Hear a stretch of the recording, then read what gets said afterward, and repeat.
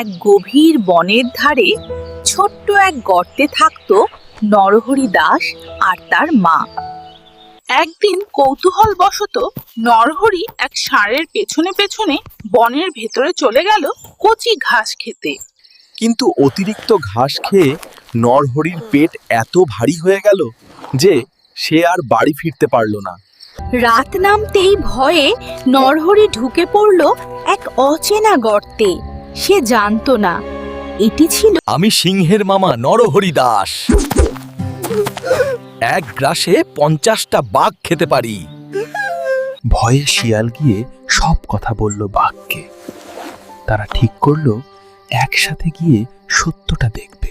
রে হতভাগা শিয়াল, 10টা বাঘ আনতে বলেছিলাম আর তুই আনলি মাত্র একটা। ভয়ে বাঘ দৌড় দিল। লেজে বাঁধা শিয়ালও হেঁচড়াতে হেঁচড়াতে চলে গেল। এইভাবেই নিজের বুদ্ধির জোরে নরহরি দাস নিশ্চিত মৃত্যুর হাত থেকে রক্ষা পেল।